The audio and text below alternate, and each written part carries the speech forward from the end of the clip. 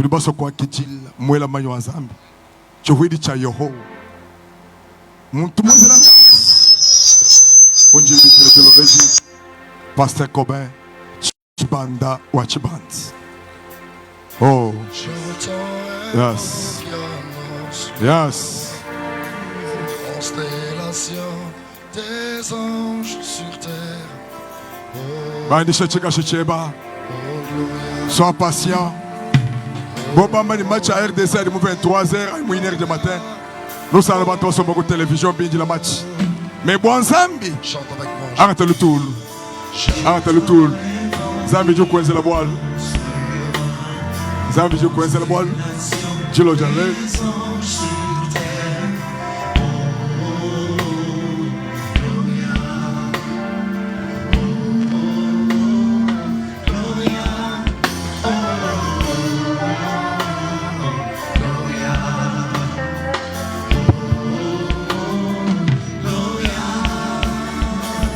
Merci.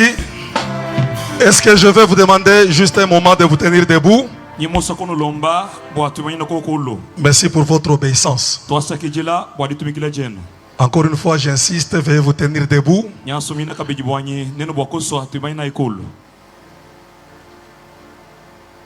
Est-ce que tu peux lever ta main droite? Lève ta main droite. Et je voudrais que tu dises un mot devant le Seigneur. Vous savez que l'Église, nous devons savoir que Dieu respecte beaucoup nos paroles.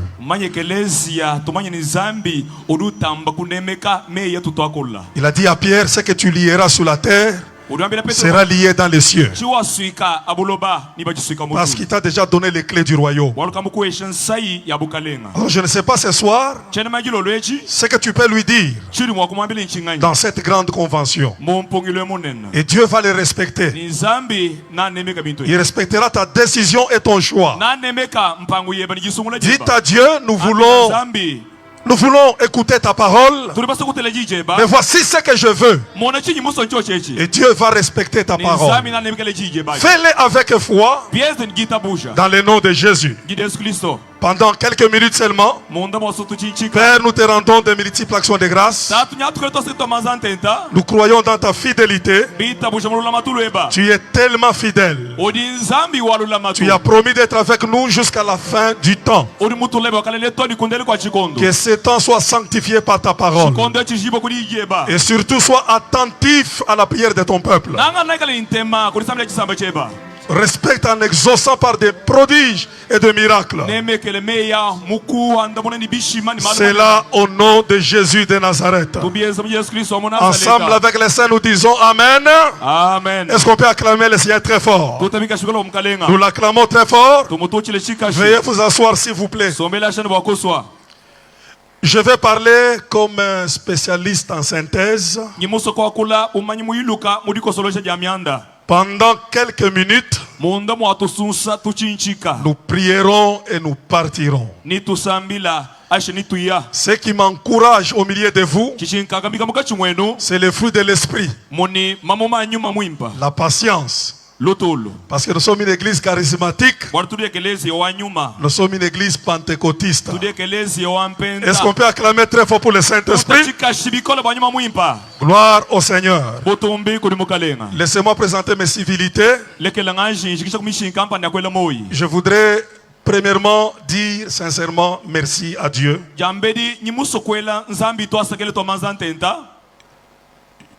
Quand je méditais à cette gratitude,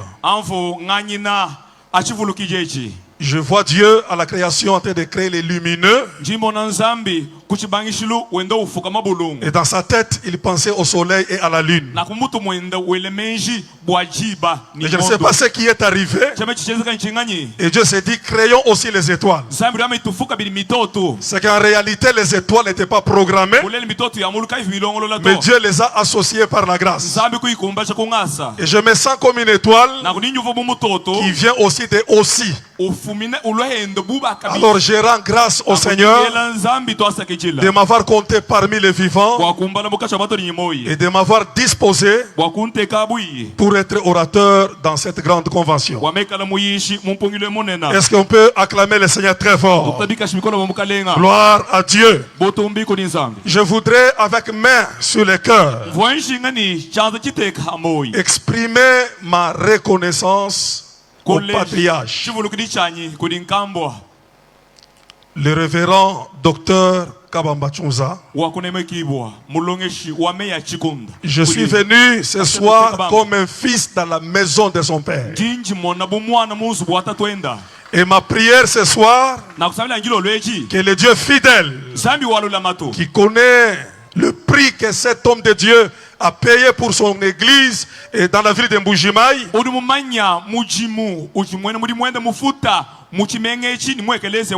puisse le bénir sérieusement.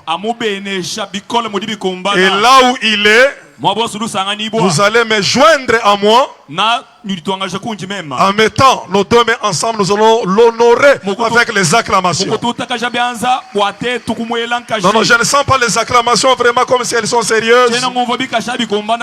Que Dieu bénisse Papa Symphorien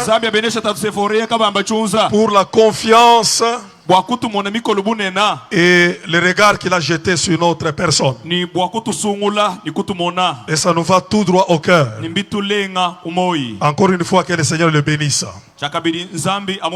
Avant que je ne commence mon petit message, je voudrais exprimer également ma reconnaissance au bureau, qui est le comité d'organisation. Je vois comment vous payez le prix dans l'ombre. Nous venons ici, nous parlons, nous prêchons, nous chantons, mais nous ne savons pas ce que vous faites dans le secret.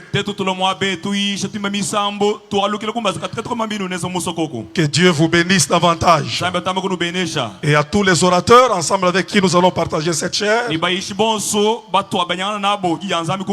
dans l'unité et dans l'esprit de complémentarité, nous étions bénis vraiment avec le premier message, riche en contenu. Est-ce qu'on peut honorer les orateurs à l'acclamation très fort? Et à vous tous qui êtes là ce soir, vous êtes un peuple fort. Par votre présence et par votre tranquillité, vous manifestez combien vous aimez le Seigneur. Et pour cela, soyez bénis. Je dis encore une fois, soyez bénis. Si vous pouvez vous apprécier avec les acclamations. Alors sans plus tarder, je vais vous proposer juste deux tests que nous allons lire et animer. Dans quelques minutes, nous allons arrêter. Le premier test, c'est dans l'Ancienne Alliance. Nous sommes dans le livre de Genèse chapitre 2, le verset 4e. Genèse chapitre 2, le verset 4. Et le deuxième verset, je demande à la presse de m'aider avec la projection. Le deuxième, c'est Matthieu chapitre 28. Nous remarquerons le verset 19e jusqu'au verset 20e. Avant même la lecture, le comité m'a demandé de parler sur former les disciples.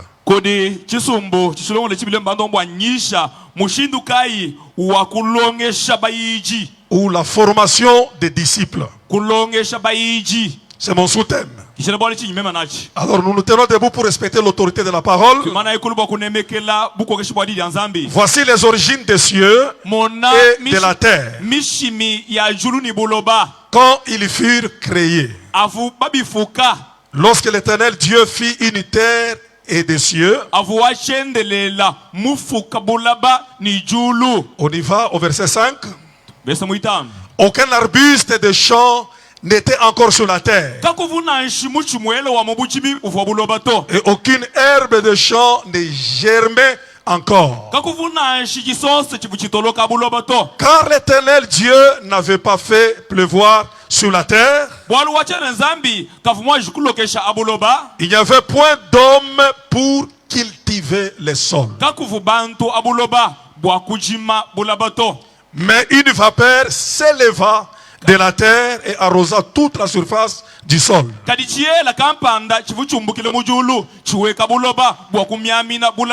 L'éternel Dieu forma l'homme de la poussière de la terre. Il forma l'homme de la poussière de la terre. Il souffla dans ses narines un souffle de vie. Et l'homme devint un être vivant. Puis l'éternel Dieu planta un jardin. Voyez que le jardin vient après l'homme formé. En Éden du côté de l'Orient, et il mit l'homme qu'il avait formé. Et puis il a continué maintenant à faire pousser les choses sur cette terre-là. Veuillez vous asseoir s'il vous plaît, que Dieu vous bénisse. Si vous pouvez me permettre de continuer avec la lecture, nous sommes dans Matthieu chapitre 28, le verset 19 à 20. Matthieu 28, 19 à 20. Et là, je vais demander à mon interprète de lire aussi. Allez, faites de toutes les nations des disciples, les baptisant au nom du Père, du Fils et du Saint-Esprit. Et enseignez-leur à observer tout ce que je vous ai prescrit. Et voici, je suis avec vous tous les jours jusqu'à la fin du monde. Que Dieu bénisse la lecture de cette parole. Je disais que Dieu ajoute la bénédiction à la lecture de cette parole. Former les disciples est mon sous-thème. Juste par la compréhension du sous-thème, le fardeau qui a animé les organisateurs, afin d'insérer ce sous-thème dans le thème général. Pour moi, j'ai compris cela comme une haute spiritualité. C'est-à-dire, c'est une grande compréhension des choses dans le fonctionnement de l'église.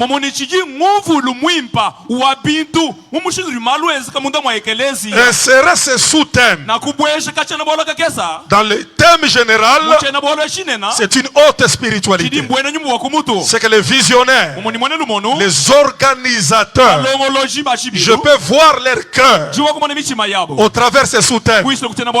Ils ont compris que le fonctionnement de l'église, pour l'efficacité de sa mission, a besoin de la formation des disciples.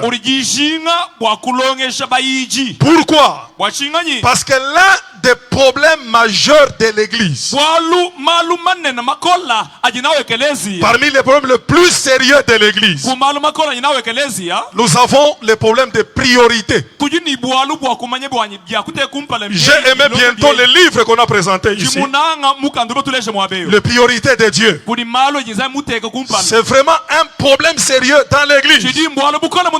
Nous faisons beaucoup de choses, mais nous ne savons pas discerner les choses que nous devons mettre en priorité. Ça veut dire qu'on doit mettre nécessairement en première position. Quand je parle de priorité, je n'ignore pas les choses importantes. Regardez quelques priorités que j'ai discernées. Il dit cherchez premièrement le royaume des cieux. Dis à ton voisin que le royaume des cieux c'est une priorité. Nous devons le mettre en première position. Parce que le royaume des cieux est plus que le ministère. Le royaume des cieux est plus que d'être béni. Le royaume des cieux et plus que la grandeur. La Bible dit, à quoi servira-t-il à un homme de gagner le monde entier, mais s'il perdait son âme? Des fois nous nous donnons à beaucoup de choses, Mais nous ignorons ce qui est prioritaire. Il n'y a pas que le royaume des cieux. Je vis Dieu dans sa parole. Placer sa parole en priorité. La Bible dit au commencement. Il pouvait mettre le miracle. Il pouvait mettre la délivrance. Il pouvait mettre des guérisons.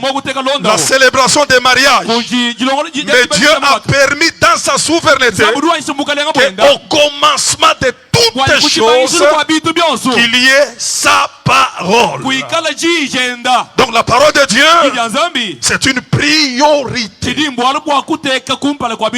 je ne sais pas dans le fonctionnement de l'église, est-ce que nous sommes dans l'alignement des priorités de Dieu? Même si elle ne semble pas être important, mais Dieu veut qu'on le mette en première position. Et ce qui me touche, quand il établit l'église, il établit aussi le ministère pour l'édification de l'église. Et en établissant le ministère, la Bible dit il a établi premièrement les apôtres.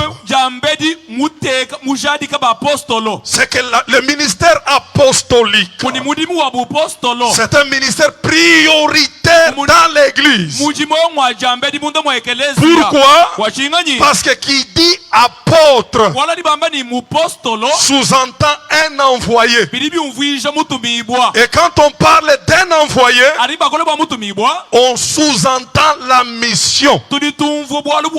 C'est que la mission par rapport à l'église, elle fait partir de la priorité. Je bénis encore une fois la vision des organisateurs de cette grande convention. Parce qu'ils sont dans la ligne.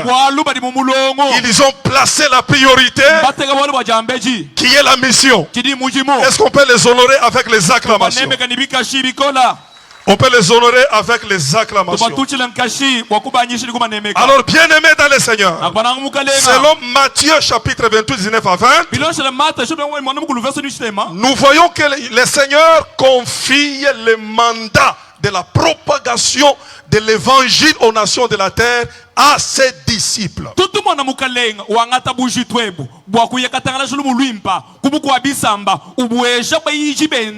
Il confie cette mission, il confie ce mandat de propager l'évangile aux nations de la terre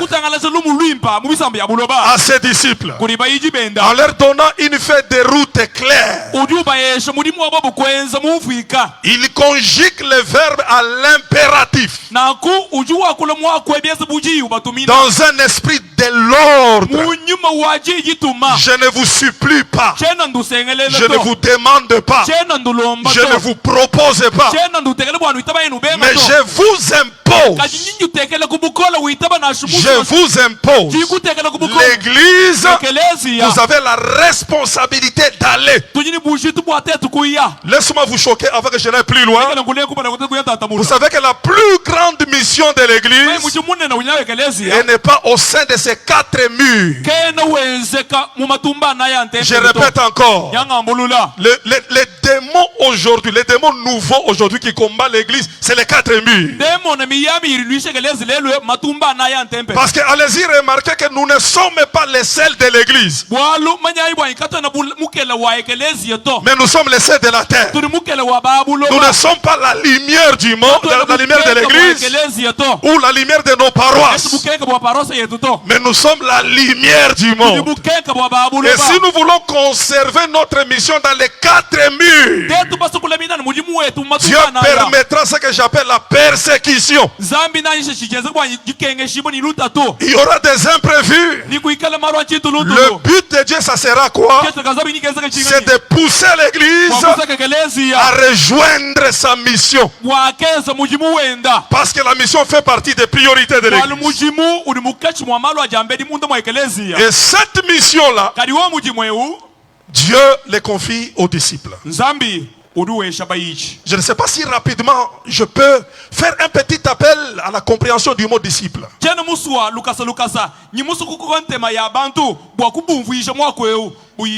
Un disciple, C'est un élève. Celui qui apprend. Un étudiant. Mais au pied de son maître. Et Jésus appelle ça une bonne part. Dans l'histoire de Marie et Marthe, Jésus dit à Marthe, tu te préoccupes de beaucoup de choses. Mais Marie a trouvé une bonne part qui ne lui sera jamais enlevée. Celui de rester au pied pour écouter la parole de Dieu. Et sur le plan spirituel, cet élève-là, cet étudiant-là, le maître va l'introduire dans ses idéologies. J'ai aimé le premier prédicateur. Le maître va l'enseigner afin de l'enrôler pour que le style de vie de ce dernier soit caractérisé par la nature des enseignements qu'il a suivis au pied de son maître. Et ainsi il va s'engager à le suivre. Et en le suivant, il va mettre ses enseignements en pratique. Même s'il n'ouvre pas la bouche, mais sa vie devient totalement un enseignement. Parce qu'il est allé dans l'école du maître. Et c'est à cette catégorie de personnes que le Seigneur confie la mission. C'est que bien aimé dans le Seigneur, nous ne pouvons pas penser à l'efficacité de la mission de l'église, à la stabilité de l'église, sans penser à la formation des disciples.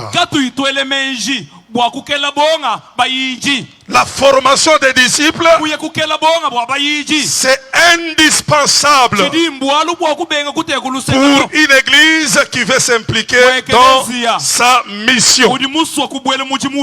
Alors écoutez-moi un peu, je vais aller pour atterrir.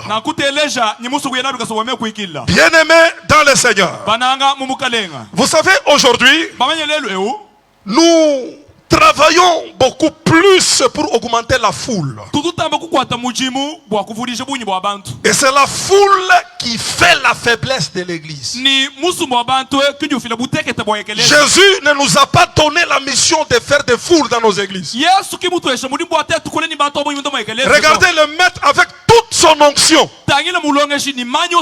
Il a réuni que 12 personnes.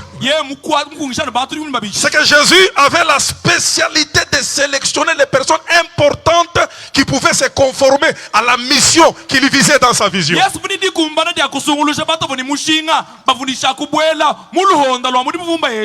Mais nous, notre préoccupation, nous travaillons pour avoir la foule. Et nous commençons même à compter qu'une grande église est une église peuplée. L'impact de l'église sur la terre ne sera représenté que par les disciples. Les personnes qui étaient assises au pied de Jésus. Dites-moi pendant combien de temps tu étais au pied de Jésus. Je te dirai ton impact que tu auras avec Jésus dans le monde. C'est pourquoi, mes bien-aimés, je m'avais constaté que les chrétiens que nous avons gagnés par la prophétie, que nous avons gagné par la délivrance, que nous avons gagné par la puissance, ou juste par des simples témoignages, ce sont des chrétiens instables. Nous n'avons pas l'assurance que nous serons avec eux pendant combien de temps. Parce qu'ils se comportent comme des prostituées. Dès qu'ils sentent qu'il y a un nouveau bar qu'on vient d'ouvrir et qu'il y a plein de jets de lumière, la curiosité va les amener. Ainsi, nous n'avons pas gagné les âmes, mais nous avons déplacé des églises. Le peuple nomade qui était à sec, demain ils sont à Hébron, après demain ils seront à Bethel, Et nous les pasteurs nous acclamons. Nous pensons que nous avons gagné. Parce que la vision que nous avons, nous voulons bâtir une mission avec la foule. Quand vous regardez le maître, il nous a enseigné, malgré la foule qui le suivait, il ne cessait pas de sélectionner où étaient ses disciples. Parce qu'il savait que c'est au travers les disciples que la mission devait s'accomplir. Donnez-moi un grand amen. Mais à qui la faute? La Bible dit si mon peuple périt, c'est parce qu'il lui manque la connaissance. C'est le peuple qui périt, mais ce n'est pas la faute du peuple. S'il y a manque de la connaissance, c'est la faute du fournisseur de la connaissance. Parce que la loi, on la demandera à la bouche du sacrificateur. C'est qu'avant que je n'aille plus loin avec la formation des disciples, c'est un message qui doit premièrement interpeller les prédicateurs. Parce que les disciples ne seront pas formés par des déclarations. Nous ne les aurons jamais par des cris, par des kilbits et des danses. Pour que nous ayons cette catégorie qu'on appelle les disciples, nous devons cesser de prêcher seulement et de déclarer, mais nous devons entrer dans la dimension de l'enseignement.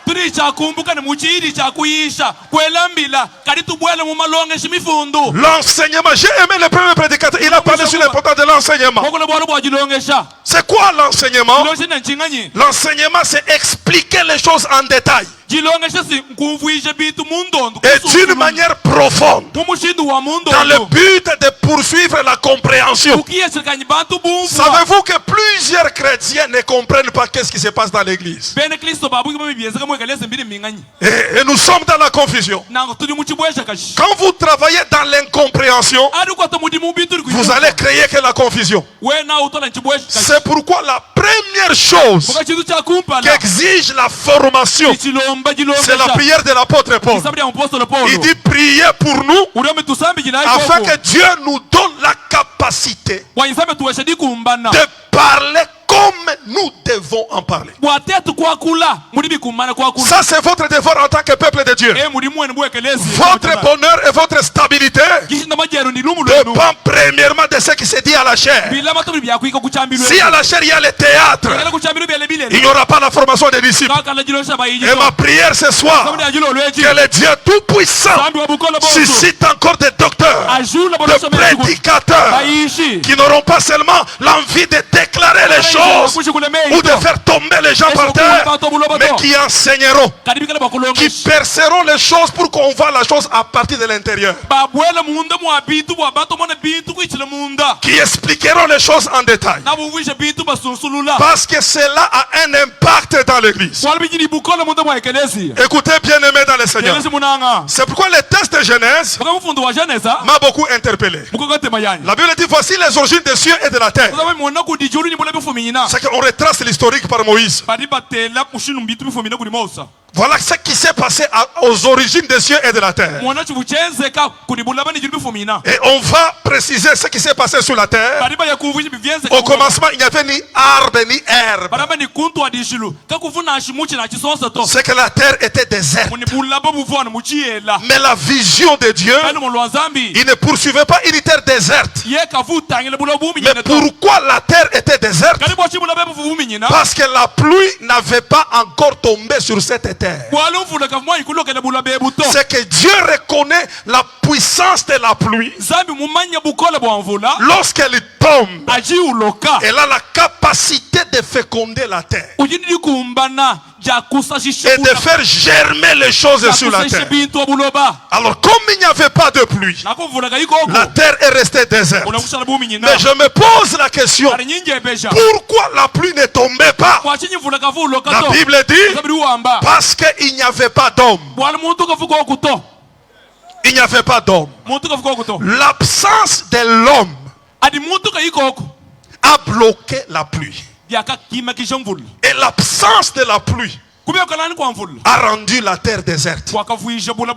Alors que la pensée du Créateur, c'est d'avoir une terre avec des arbres et des herbes. Ça ne peut pas arriver parce qu'il n'y a pas de pluie. Et la pluie ne peut pas arriver parce qu'il n'y a pas d'homme. Alors je me pose la question, c'est qui l'homme alors? C'est qui l'homme? Est-ce l'homme c'est la veste? Est-ce l'homme c'est la barbe? Est-ce que l'homme c'est sa tribu? Nous devons comprendre l'homme qui bloque la pluie. Qui est-il en réalité? Et la Bible dit cet homme qui devait provoquer la pluie pour la voir, Dieu l'a formé. Dieu l'a formé. C'est que j'ai compris, dans la création de l'homme, il y avait deux dimensions. La première dimension, Dieu a créé l'homme pour qu'il vienne à l'existence. Qu'il apparaisse, qu'il existe. Mais il n'y avait pas que l'existence. C'est pourquoi mon frère et ma soeur, tu ne dois pas définir ta vie par l'existence. Même les pierres existent. Même la terre existe. Mais la deuxième dimension, dans le but de la création de l'homme, parce que Dieu savait que cet homme que je dois créer, il doit avoir une mission. C'est de cultiver la terre et de garder le jardin. Un homme qui a une mission qu'il doit réaliser sur la terre, il ne doit pas seulement exister, il doit être formé avant d'apparaître. Parce que s'il n'est pas formé, au lieu que la pluie ne tombe, il y aura la rosée. La rosée, c'est une vapeur humide qui peut aussi avoir un impact sur la terre, mais pas le même impact avec la pluie. À cause de l'absence de l'homme, Dieu a permis, ce que j'appelle la volonté permissive, que la vapeur qu'on appelle la rosée apparaisse.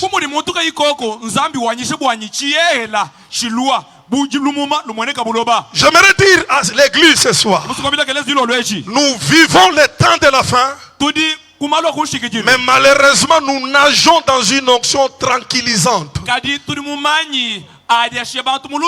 La rosée, c'est juste pour tranquilliser la terre, pour qu'il n'y ait pas de poussière, pour qu'il n'y ait pas de soulèvement. Comme il n'y a pas de pluie, on peut nous tranquilliser avec la vapeur humide qu'on appelle la rosée. Alors que sur le plan prophétique, Dieu veut nous envoyer une grande pluie, la pluie de la dernière temps, qui va nous amener dans la mission avec une autorité supérieure, pour piller les royaumes des ténèbres et amener les âmes dans les royaumes des cieux. Mais cette pluie ne peut pas descendre comme le jour de la Pentecôte s'il n'y a pas un homme formé. J'aimerais ouvrir une parenthèse. Dans la vie, il y a des choses qu'on peut faire sans être formé, mais il y a certaines choses qu'on ne peut jamais les faire, quelle que soit ton onction, quel que soit ton talent, si tu n'as pas été formé.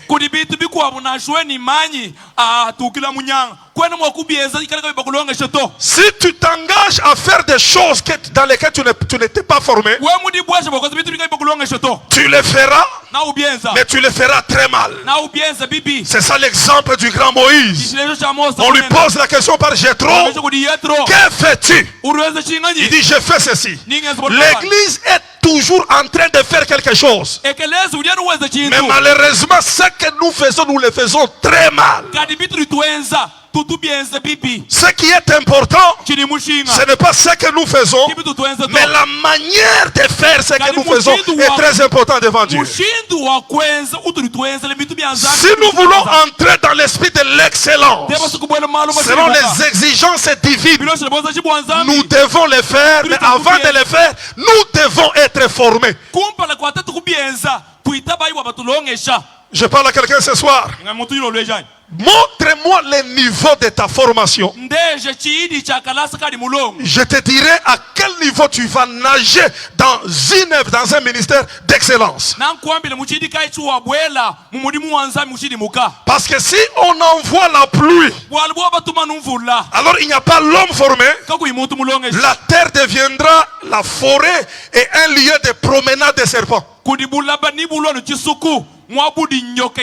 Parce que personne ne va cultiver. Parce que personne ne va garder. Aujourd'hui, nous avons beaucoup de problèmes dans l'église. Ce n'est pas le problème des démons, mais c'est l'insuffisance de la formation. Et pourquoi? La précipitation. Nous avons l'onction automatique. Nous voulons le tout à coup. Les grandes choses se font dans la patience. Jésus les a retenus au pied pendant 3 ans et demi. Mais l'église aujourd'hui, nous sommes animés de l'esprit du fils prodigue. Selon l'ordre de départ, dans une famille, c'est l'aîné qui doit sortir le premier. Mais la Bible dit le plus jeune a demandé à son père le départ. Comment toi qui es jeune, tu dois sortir avant les grands frères? Est-ce que tu es formé suffisamment? Vous savez que toute sortie précipitée te rend prématuré. Et quand tu sors prématuré, tu n'auras pas assez de résistance aux intempéries. C'est pourquoi le retour du fils prodigue, au-delà de la repentance, il est rentré pour qu'il soit réaligné, pour qu'il apprenne sa position qu'il devait occuper avant de partir. J'aimerais dire à quelqu'un, vous ne faites pas la course avec quelqu'un. Vous n'êtes pas dans la compétition avec quelqu'un. Si les gens veulent devenir les premiers, laissez-les être premiers. Mais ce que je sais, ce qui est important, ce n'est pas ceux-là qui t'ont précédé qui prendront ce que Dieu t'a réservé. Donnez-moi un grand amen. David est arrivé le dernier à la guerre. Il n'était pas avant. Il est arrivé le dernier à la guerre. Voyez-vous? Mais malgré qu'il est arrivé à la fin, c'est celui qui a renversé Goliath. Tous étaient dans la maison au rendez-vous de l'onction royale. Tous étaient là. David n'était pas là. Je dis à quelqu'un ce soir, ce n'est pas le fait que tu n'es pas là que celui qui est là prendra ce qui est à toi.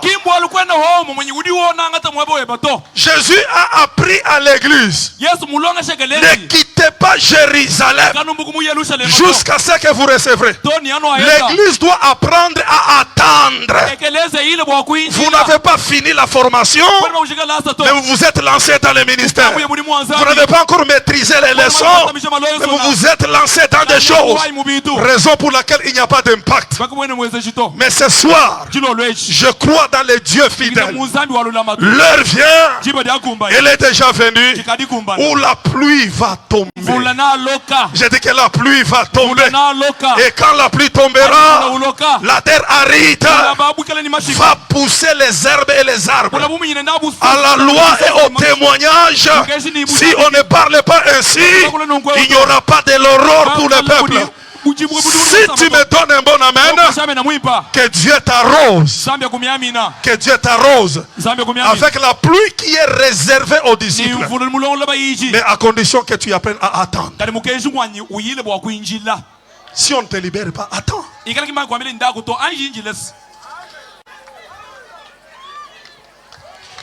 Donnez-moi un grand amen. Alors bien aimé, je termine. Pour ce soir, j'aimerais dire à l'église, regardez dans l'organisation humaine. Quelqu'un ne peut pas devenir un médecin en faisant 2 ans à l'université.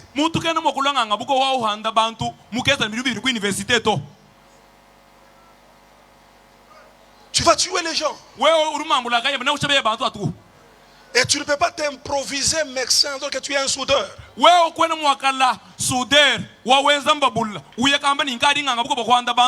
Dis à ton voisin que la formation elle est très importante.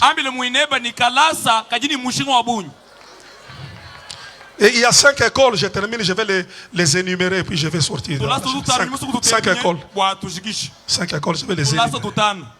Dans laquelle Dieu peut nous enseigner. Première école, lorsque Dieu veut t'apprendre. Lorsque Dieu veut t'apprendre. Les disciples, Dieu les apprend dans la première école que j'appelle l'école de la souffrance. Il y a des cours en Christ, on les apprendra que par la souffrance.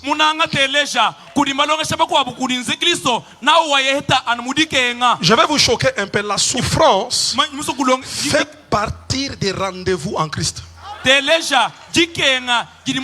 Ne prêchons pas beaucoup pour écarter les gens de la souffrance. Il y avait un petit chemin de Philistins qui pouvait les faire arriver à Canaan. Mais Dieu les avait fait passer par le désert afin de faire quoi? De parler au cœur. Il y a certains cours dans la formation des disciples, tu vas les accumuler que dans le désert.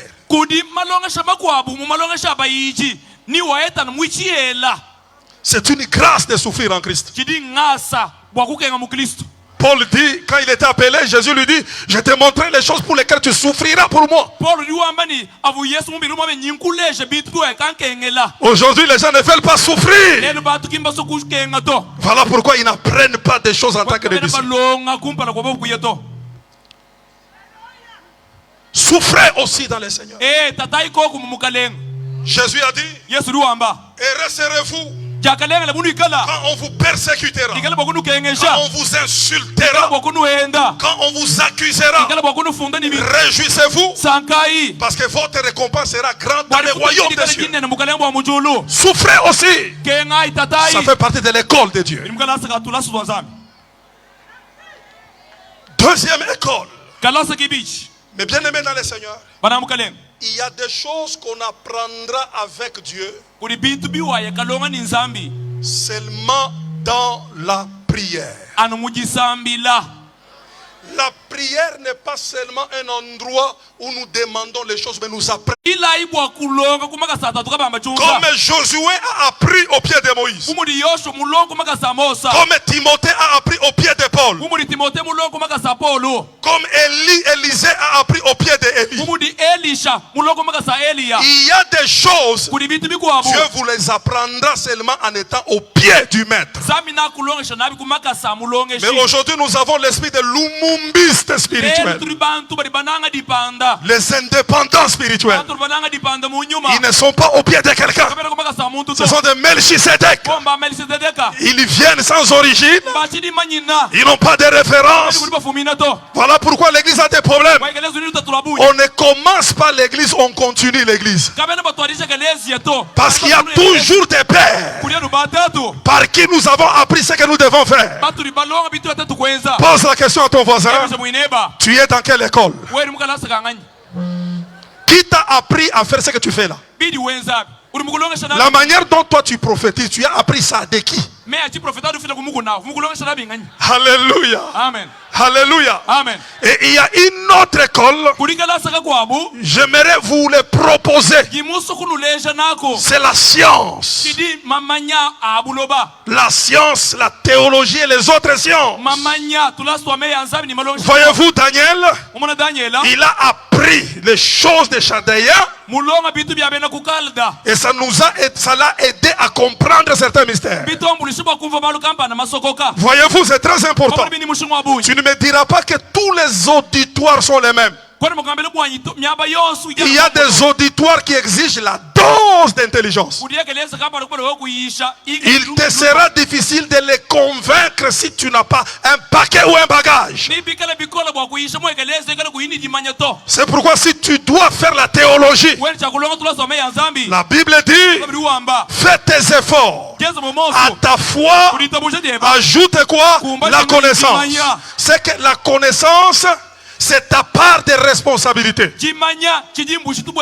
Parce que celui qui t'a appelé, il suppose que tu comprendras l'importance d'ajouter la connaissance à ce que tu fais. Ne reste pas avec la connaissance des groupes de prière dans un temps comme celui-ci. Parce qu'on a dit que l'église aujourd'hui, pour quelle mission? C'est qu'aujourd'hui, les réalités d'aujourd'hui ne sont pas conformes aux réalités du temps passé. Nous sommes pendant la période de l'internet. Nous sommes pendant la période de beaucoup de choses. Mais si tu n'apprends pas par la lecture, par les études, tu vas tourner en rond alors que les choses ont déjà évolué. Et en fin de compte, je termine. La plus grande école qui peut changer ta vie, la plus grande école qui peut t'amener à avoir la sagesse, la puissance et l'onction, peu importe tes origines, peu importe tes insuffisances, si tu entres dans cette école, quelque chose doit changer dans ta vie. C'est l'école de Dieu lui-même. Dieu, c'est toute une école. Fréquenter Dieu. Fréquenter Dieu. Paul dit, l'évangile que je vous prêche, je ne l'ai pas appris d'un homme. C'est par la révélation que je l'ai obtenu. Dieu, c'est une source intéressable. On ne peut pas l'épuiser. On ne peut pas le bloquer dans les syllabus. Dieu, c'est un océan. Tu vas avec un gobelet, il remplit ton gobelet. Tu vas avec un seau, il remplit ton seau. Tu vas avec une bassine, il remplit ta bassine. Tu vas avec un fût, il remplit ton fût. Tu vas avec ta citerne, il remplit votre citerne. Dieu, on ne peut pas l'épuiser. J'aimerais ce soir que nous puissions prier afin que chacun se connecte à Dieu. Comme Daniel. La Bible dit, quand tu as commencé à prier, la prière est sortie. Elle ne pouvait pas sortir si elle n'était pas là-dedans. C'est qu'en Dieu, il y a encore des paroles que Branham n'a jamais parlé. En Dieu, il y a des paroles que les apôtres n'ont pas encore prêchées. En Dieu, il y a des paroles que les prophètes n'ont jamais prophétisées. Si tu fréquentes Dieu, il t'enseignera beaucoup de choses. Est-ce qu'on peut pousser le cri de joie? Et on se tient debout, s'il vous plaît. Lève ta main, nous allons prier pendant ce temps. Nous ferons une prière simple. C'est une prière que plusieurs ne font pas. Seigneur, enseigne-moi. Enseigne-moi seulement. Apprends-moi comment prêcher. Apprends-moi comment garder l'église. Apprends-moi comment marcher avec toi. Apprends-moi comment guérir les malades. Parce que Jésus dit, l'onction qui est sur vous, ça vous enseignera toutes choses. Il a enseigné la prière. Il a enseigné beaucoup de choses. Peut-être tu es bloqué parce que tu n'as pas l'enseignement qu'il te faut pour s'en sortir. Et Dieu, il attend cette prière de l'église. Lève ta main, nous allons prier. Dites à Dieu ce soir, pour ma mission, pour le but de mon existence, je voudrais ce soir que tu m'amènes encore à tes pieds et que tu m'enseignes. Enseigne-moi. Enseigne-moi comment adorer, comment chanter. Sinon tu chanteras comme Fali. Quand tu n'es pas enseigné, tu prends n'importe quel modèle. Est-ce qu'on peut lever nos voix et prions ensemble? Prions dans le nom de Jésus. Prie dans le nom de Jésus. Dites à Dieu, enseigne-moi. Enseigne-moi le ministère. Enseigne-moi, Seigneur. Enseigne-moi. Introduis-moi dans ton école. Introduis-moi dans tes écoles. J'ai besoin de toi.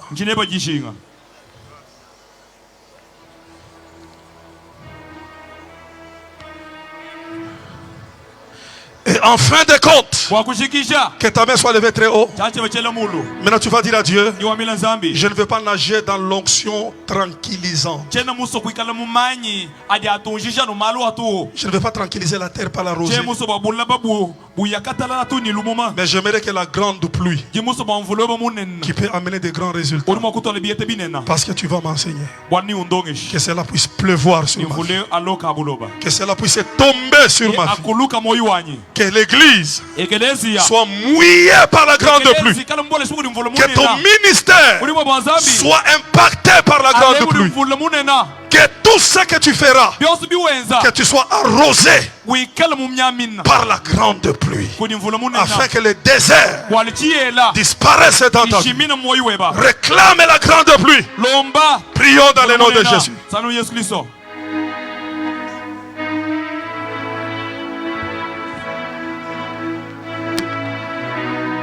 Sambila, akoloni Zambi. Sambila, akoloni Zambi.